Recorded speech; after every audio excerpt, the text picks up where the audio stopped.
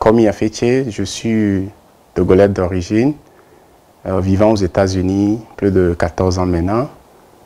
Je suis ingénieur des systèmes de base de données pour le département de défense, travaillant au Pentagone et ici à Washington, D.C. Je suis également officier de l'armée de réserve des affaires civiles et psychologiques et auteur publiant mon premier livre que j'ai intitulé « Chasser mon rêve », l'histoire d'un immigrant, un Africain aux États-Unis.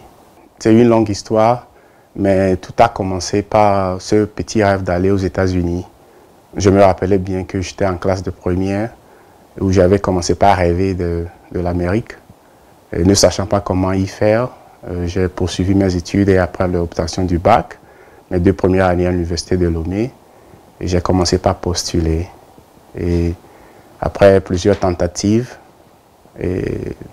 pour l'application du visa étudiant, et finalement, en mars 2004, j'ai obtenu ce visa de venir aux États-Unis.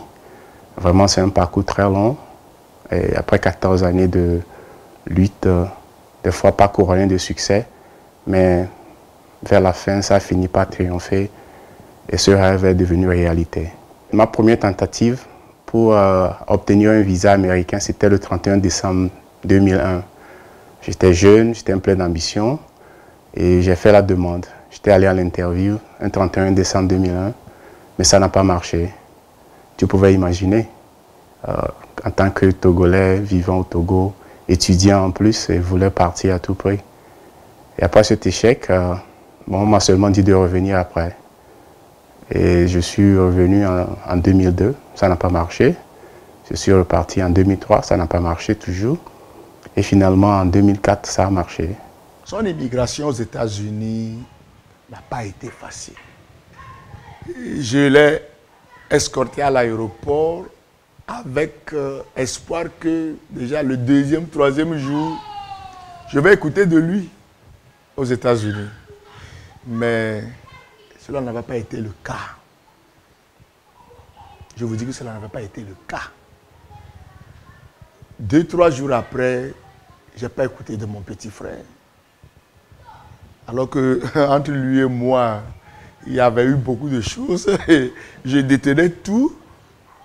Bon, comme tout Africain qui immigre, aujourd'hui, on voit comment les gens même vendent leurs biens pour immigrer aux États-Unis. Les gens faire des prêts pour immigrer aux États-Unis. Ça a été aussi pour Komi Afeche, comme ça. Quand je suis arrivé, c'était un 24 mars 2004, j'ai été accueilli à l'aéroport par les officiers d'immigration, bien sûr. Et après l'entretien, ne comprenant pas très bien ce qui se passait, j'ai été inadmissible sur le territoire pour entrer dans le territoire américain. Donc ma première nuit a été passée en prison. Pour la première fois, tu pourrais imaginer. Après toutes ces années de parcours et de lutte est arrivé et on vous dit que monsieur, vous ne pouvez pas rentrer sur le territoire. Donc j'ai passé pendant presque 4 mois en prison avant de sortir. Donc déjà, ce début, c'était tumultueux pour ma vie aux États-Unis. 2 mois après son départ, un matin, à 4 heures du matin, mon téléphone a sonné. Quand j'ai décroché, tout le message était télégraphique. Je dirais ceci. Grand frère, c'est moi ton petit frère Fofo. Juste pour te faire savoir que je suis toujours vivant. Continuez pas à prier pour moi. Et le message était coupé. Comme tout immigrant qui vient ici, nous commençons par vraiment le bas, quoi. C'est-à-dire tu vas faire les travaux, les petits boulots de gauche à droite et commencer maintenant ta vie. Donc l'un de mes premiers travaux était de travailler dans un restaurant, un fast-food qu'on appelle ici. Et j'étais comme le cuisinier, je dirais. Et notre spécialité, c'était le poulet. Donc j'étais le gars derrière qui cuisait les poulets pour les clients qui venaient devant. Donc c'était mon premier emploi que, bon, j'étais tellement content de l'avoir parce que d'où je venais, c'était difficile d'obtenir un emploi même en tant qu'étudiant. Donc de là, ça a continué. J'ai eu une série d'autres boulots que j'ai fait, y compris être chauffeur de taxi, que j'ai conduit pendant 2 années dans la ville de Louisville, Kentucky. Et de là, il y a eu encore d'autres petits boulots. Mais dans tout ça, là, mon idée n'a jamais été de rester là, mais de continuer par persévérer parce que je sais que je suis arrivé dans un pays où il y a plein d'opportunités. Et ça ne tenait à moi de pouvoir les chercher et d'aller de l'avant. Je suis sûr que beaucoup d'immigrants peuvent s'identifier encore dans cette histoire. En venant ici, j'avais peut-être 4 paires de jeans, peut-être 2-3 paires de chaussures, quelques chemises, peut-être une valise, hein, et puis mon sac au dos et $165. C'est tout ce que j'avais pour commencer mon parcours sur le territoire américain. La plupart des immigrants francophones qui viennent comme moi, on ne parle pas anglais. C'est bien vrai qu'on a étudié l'anglais à l'école, mais bon, nous tous nous savons que l'anglais que nous étudions à l'école, des fois, c'est insuffisant ou bien c'est pas vraiment ça, quoi. Quand tu viens, l'anglais américain est totalement différent de l'anglais que nous apprenons là-bas, non. Les verbes peuvent être les mêmes, certaines choses, mais les Américains parlent leur anglais à leur façon. Donc, venant en tant que francophone, je ne parlais pas du tout anglais. Et ça a été l'une des causes même de mon arrestation à l'aéroport parce qu'on me posait des questions que je ne comprenais pas, je répondais pas le peu que j'avais. Donc, tu pourrais imaginer donc, être adulte et recommencer à apprendre une nouvelle langue de A, B, C, D, 1, 2, 3, 4, et vouloir faire des études supérieures dans cette langue-là, tu pourrais imaginer. J'ai appris l'anglais d'abord en regardant la télé, les dessins animés. Et de là, je me suis inscrit à l'université, j'ai commencé par les classes d'anglais.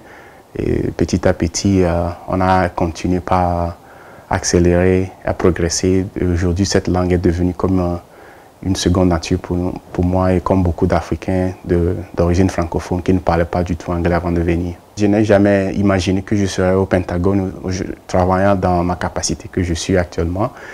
Mais en venant, je savais dans mon cœur que je pouvais faire quelque chose de différent avec ma vie. J'étais déterminé à réussir à améliorer la vie que j'ai laissée derrière, quoi. Donc, ce qui m'a fait que je cherchais toujours des opportunités. Je voulais à tout prix aller de l'avant et me distinguer. Donc, ça fait que j'ai pris les études au sérieux et je répondais toujours à des opportunités, pas des oui. Si quelqu'un me dit qu'il y a quelque chose qui peut faire, peut donner un résultat, je suis le premier à vouloir essayer. Donc, ça m'a amené à passer par des étapes différentes. Même j'ai eu à faire un petit séjour au département d'État aussi. Et maintenant, je suis au Pentagone. Je crois que tout ça peut être attribué peut-être à ma détermination d'obtenir le meilleur et d'être le meilleur de moi-même. Et ce qui m'a fait qu'en postulant pour différents postes, en allant dans des entretiens, les gens qui m'interviewaient ont toujours voulu que, bon, c'est quelqu'un qui veut vraiment faire du travail. Comme il y a toujours eu en lui ce caractère de leadership, on avait formé un groupe appelé Mufasa, des jeunes Togolais, on faisait surtout la fête, mais on ne parlait pas assez business. Mais quand même, de temps à autre, on se conseillait sur l'importance des études, l'importance de l'avancement, du développement de soi en fait. Et comme il a été un pivot dans ce rôle-là, on appelait le président parce que comme il y avait ce charisme en lui, d'être un leader, d'être un jour un politicien, c'est parce qu'il avait le service du public en lui.